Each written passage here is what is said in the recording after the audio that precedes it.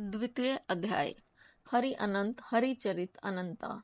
सूत जी बोले, हे शौनक जी, यह एक तथ्य भी है कि गणेश जी ही उसके पात्र भी हैं। वे बड़े देवता का भी कार्य सिद्ध में विघ्न उपस्थित होने पर उन विघ्नराज का आश्रय ना लिया हो। हे शौनक, वे देव भी बड़े दयालु हैं। नाम तो शिवजी का ही आशुतोष है, किंतु वे सर्वात्मा और सर्वरक्षक प्रभु तो शिवजी की अपेक्षा भी शीघ्र ही प्रकट हो जाते हैं। उनका भक्त कभी किसी संकट में नहीं पड़ता। यदि प्रारब्धवशात कभी किसी विपत्ति में पड़ भी जाता है तो गणेश्वर की उपासना करने पर उनके अनुग्रह से उनके समस्त दुख दूर होकर परम सुख की प्राप्ति होती है। शौनक ने कहा, हे सूत जी, हे महाभाग, हे प्रभो, मैं गणेश जी के विभिन्न चरित्रों का अध्ययन करना चाहता हूँ, तो मुझे बताइए कि किस ग्रंथ का अवलोकन करूँ। हे दयामय, आपको तो उनके समस्त चरित्र विदित हैं।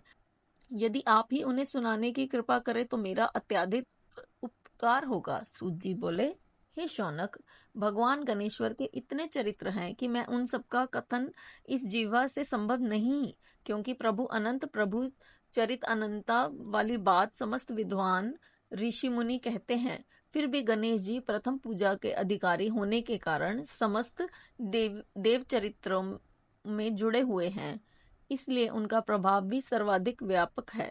हे मुने, हे शौनक, हे भगवान सर्वसमर्थ हैं।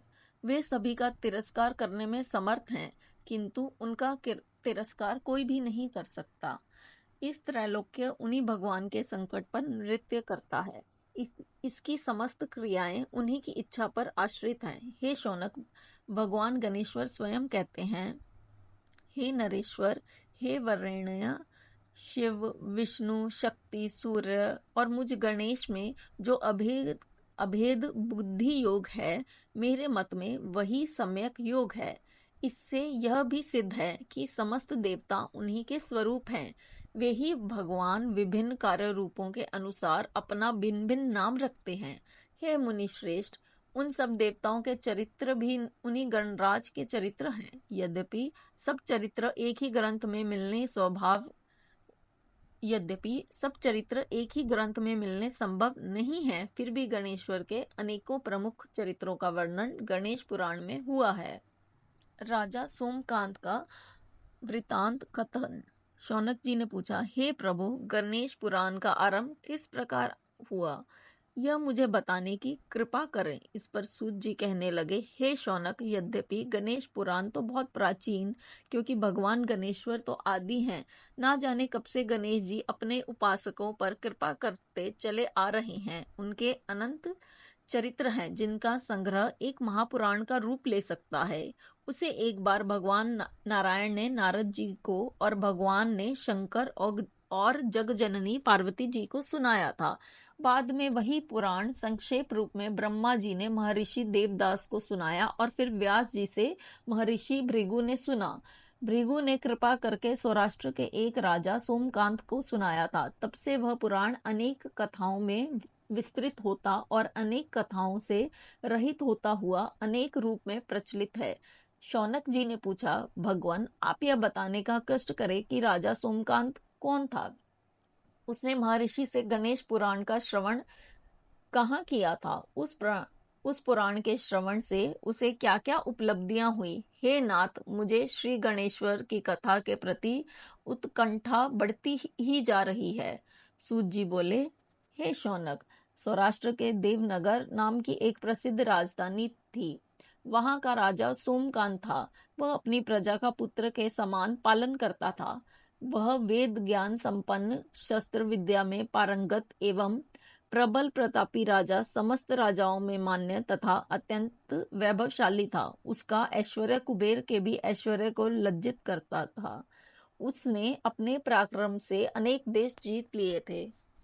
उसकी पत्नी अत्यंत रूपवती, गुणवती, धर्मज्ञा एवं पतिव्रत धर्म का पालन करने वाली थी।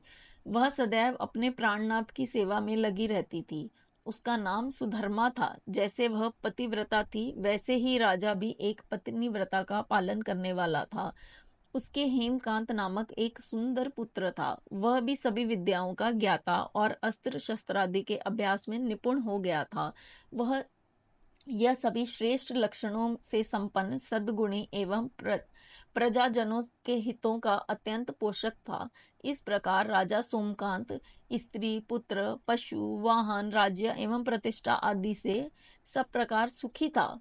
उसे दुख तो था ही नहीं। सभी राजागण उसका हार्दिक सम्मान करते थे और उसकी श्रेष्ठ कीर्ति भी संसार व्यापी थी। परंतु युवावस्था में के अनंत में सोमकांत को घृणित कुष्ठ रोग हो गया।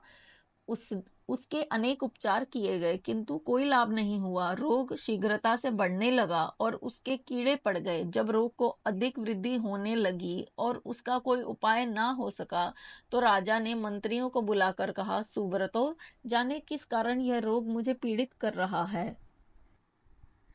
अवश्य ही यह किसी पूर्व जन्म के पाप का फल होगा। इसलिए मैं अब अपना समस्त राजपाट छोड़कर वन में रहूंगा। मेरे पुत्र हेमकांत को मेरे समान मानकर राज्य शासन का धर्म पूर्वक संचालन कराते रहें। यह कहकर राजा ने शुभ दिन दिखवाकर अपने पुत्र हेमकांत को राज्य पद पर अभिषिक्त किया और अपनी पत्नी सुधर्मा के साथ निर्जन वन की ओर चला गया। प्रजापालक राजा के वियोग में समस्त प्रजानन अश्रु बहाते हुए उनके साथ चले। राज्य की सीमा पर पहुंचकर राजा ने अपने पुत्र, अमात्यगण और प्रजाजनों को समझाया, आप सब लोग धर्म के जानने वाले, श्रेष्ठ आचरण में तत्पर एवं सहृदय हैं। यह संसार तो वैसे भी परिवर्तनशील है। जो आज है वो कल नहीं था और आने वाले कल में भी नहीं रहेगा। इसलिए मेरे जाने से दुख का कोई कारण नहीं है। मेरे स्थान पर मेरा पुत्र सभी कार्यों को करेगा। इसलिए आप सब उसके अनुशासन में रहते हुए उसे सदैव सम्मित देते रहें। फिर पुत्र से कहा, बेटा, यह स्थिति सभी के समक्ष आती रही है। हमारे पूर्व पुरुष भी परंपरागत रूप से वृद्धावस्था आने पर वन में जाते रहे हैं। मैं कुछ समय पहले ही वन में जा रहा हूँ, तो कुछ पहले या पीछे जाने में कोई अंतर नहीं पड़ता। यदि कुछ वर्ष बाद जाऊं तब भी मोह का त्याग करना ही होगा। इसलिए हे वत्स, तुम दुखित मत हो और मेरी आज्ञा मानकर राज्य शासन को ठीक प्रकार चलाओ। ध्यान रखना, क्षत्रिय धर्म का कभी त्याग न करना और प्रजा को सदा सुखी रखना। इस प्रकार राजा सोमकांत ने सभी को समझा बुझाकर वहां से वापस लौटाया और स्वयं अपनी पतिव्रता भार्या के साथ वन में प्रवेश किया। पुत्र हेमकांत के आग्रह से उसने सुबल और ज्ञान गम्य नामक दो अमात्यों को साथ भी ले लिया। उन सब ने एक समतल एवं सुंदर स्थान देखकर वहां विश्राम किया। तभी उन्हें एक मुनि कुमार दिखाई दिया। राजा ने पूछा, तुम कौन हो, कहाँ रहते हो? यदि उचित समझो तो मुझे बताओ। मुनि बोले, बालक ने कोमल वाणी में कहा, हे महर्षि, भृगु का पुत्र हूँ। मेरा नाम चैवन है। हमारा आश्रम निकट में ही है।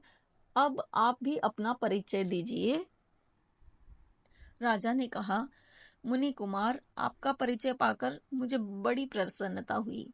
मैं सौराष्ट्र के देवनगर नामक राज्य का अधिपति रहा हूँ। अब अपने पुत्र को राज्य देकर मैंने अरण्य की शरण ली है। मुझे कुष्ठ रोग अत्यंत पीड़ित किए हुए है। उसकी निवृत्ति का कोई उपाय करने वाला हो तो कृपा कर मुझे बताइए।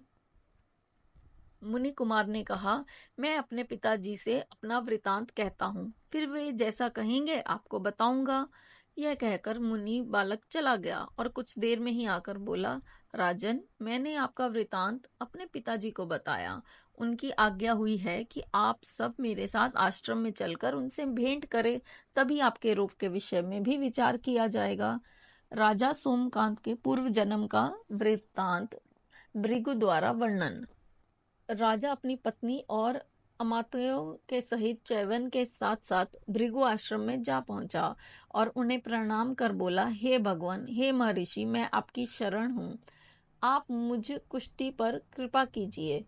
महर्षि बोले, राजन, ये तुम्हारे किसी पूर्व जन्मकृत पाप का ही उदय हो गया है। इसका उपाय मैं विचार करके बताऊंगा। आज तो तुम सब स्नानादि से निवृत्त होकर रात्रि विश्राम करो। महर्षि की आज्ञा अनुसार सबने स्नान भोजन आदि के उपरांत रात्रि व्यतीत की और प्रातः स्नानादि नित्य कर्मों से निवृत्त होकर महर्षि की सेवा में उपस्थित हुए। महर्षि ने कहा, राजन, मैंने तुम्हारे पूर्व जन्म का वृतांत जान लिया है और यह भी विदित कर लिया है कि किस पाप के फल से तुम्हें इस घृणित रोग की प्राप्ति हुई है। यदि तुम चाहो तो उसे सुना दूं। राजा ने हाथ जोड़कर निवेदन किया, बड़ी कृपा होगी मुनिनाथ, मैं उसे सुनने के लिए उत्कंठित हूँ। महर्षि ने कहा, तुम पूर्व जन्म में एक धनवान वैश्य के लाडले पुत्र थे। वह वैश्य विंध्याचल के निकट कोल्हार नामक ग्राम में निवास करता था। उसकी पत्नी का नाम सुलोचना था। तुम उसी वैश्य दंपति के पुत्र हुए। तुम्हारा नाम कामत था। तुम्हारा लालन पालन बड़े लाड़ चाव से हुआ। उन्होंने तुम्हारा विवाह एक अत्यंत सुंदरी वैश्य कन्या से कर दिया था, जिसका नाम कुटुंबनी था। यद्यपि तुम्हारी भार्या सुशील थी और तुम्हें सदैव धर्म में निरत देखना चाहती थी, किंतु तुम्हारा स्वभाव वासनांध होने के कारण दिन प्रतिदिन उच्छलन होता जा रहा था। किंतु माता पिता भी धार्मिक थे, इसलिए उनके सामने तुम्हारी उछलता दबी रही। परंतु माता पिता के मृत्यु के बाद तुम निरंकुश हो गए और अपनी पत्नी की बात भी नहीं मानते थे। तुम्हें अनाचार में प्रवृत्त देखकर उसे दुख होता था, तो भी उसका कुछ वश न चलता था। तुम्हारी उन्मत्तता चरम सीमा पर थी। अपनों से भी द्वेष और क्रूरता का व्यवहार किया करते थे। हत्या आदि करा देना तुम्हारे लिए सामान्य बात हो गई। पीड़ित व्यक्तियों ने तुम्हारे विरुद्ध राजा से पुकार की। अभियोग चला और तुम्हें राज्य की सीमा से भी बाहर चले जाने का आदेश हुआ। तब तुम घर छोड़कर किसी निर्जन वन में रहने लगे। उस समय तुम्हारा कार्य लोगों को लूटना और हत्या करना ही रह गया। एक दिन मध्यकाल था। गुणवर्धक नामक एक विद्वान ब्राह्मण उधर से निकला। बेचारा अपनी पत्नी को लिवाने के लिए ससुराल जा रहा था। तुमने उस ब्राह्मण युवक को पकड़कर लूट लिया। प्रतिरोध करने पर उसे मारने लगे तो वह चीत्कार करने लगा, मुझे मत मार मत मार, देख मेरा दूसरा विवाह हुआ है, मैं अपनी पत्नी को लेने के लिए जा रहा हूँ। किंतु तुम तो क्रोधवश में ऐसे लीन हो रहे थे कि तुमने उसकी बात सुनकर भी नहीं सुनी। जब उसे मारने लगे तो उसने श्राप दे दिया, अरे हत्यारे, मेरी हत्या के पाप से तू सहस्त्र कल्प तक घोर नरक भोगेगा। तुमने उसकी कोई चिंता ना की और सिर काट दिया। राजन, तुमने ऐसी ऐसी ऐसी एक नहीं बल्कि अनेक निरीह हत्याएं की थी, जिनकी गणना करना भी पाप है। इस प्रकार इस जन्म में तुमने घोर पाप कर्म किए थे, किंतु बुढ़ापा आने पर जब अशक्त हो गए, तब तुम्हारे साथ जो क्रूर कर्म थे वे भी किनारा कर गए। उन्होंने सोच लिया कि अब तो इसे खिलाना भी पड़ेगा, इसलिए मरने दो यहीं।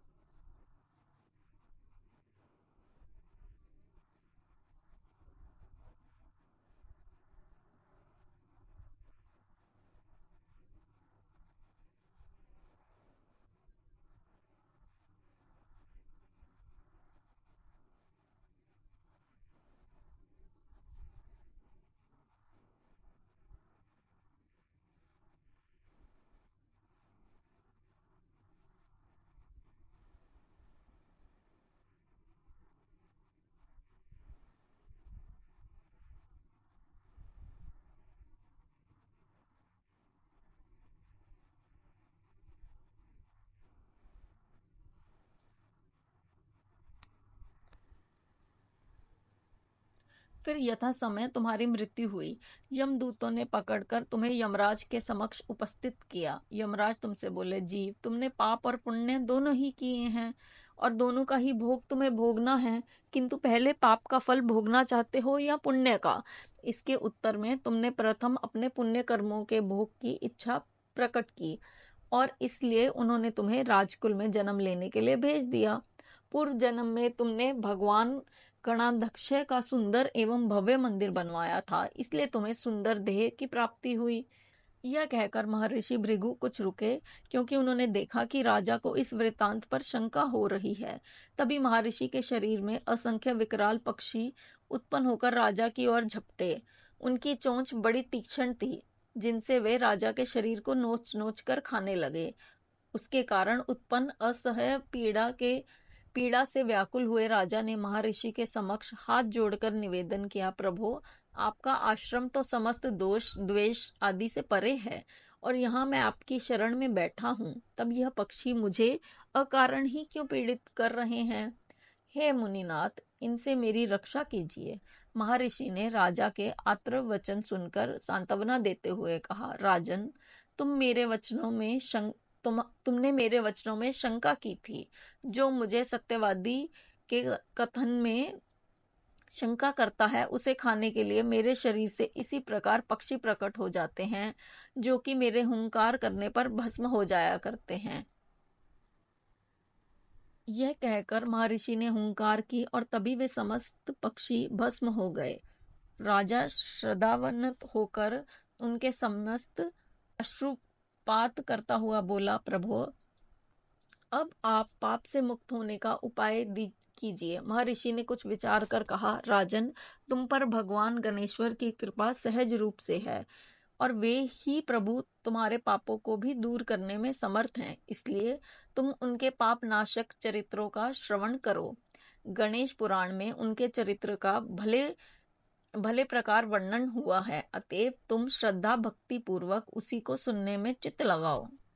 राजा ने प्रार्थना की, महामुने, मैंने गणेश पुराण का नाम भी आज तक नहीं सुना, तो उनके सुनने का सौभाग्य कैसे प्राप्त कर सकूंगा? हे नाथ, आपसे अधिक ज्ञानी और प्रकांड विद्वान और कौन हो सकता है? आप ही मुझ पर कृपा कीजिए। महर्षि ने राजा की दीनता देखकर उसके शरीर पर अपने कमंडलू का मंत्रपूत जल छिड़का। तभी राजा को एक छींक आई और नासिका से एक अत्यंत छोटा काले वर्ण का पुरुष बाहर निकल आया। देखते देखते वह बढ़ गया। उसके भयंकर रूप को देखकर राजा कुछ भयभीत हुआ, किंतु समस्त आश्रमवासी वहां से भाग गए। वह पुरुष महर्षि के समक्ष हाथ जोड़कर खड़ा हो गया।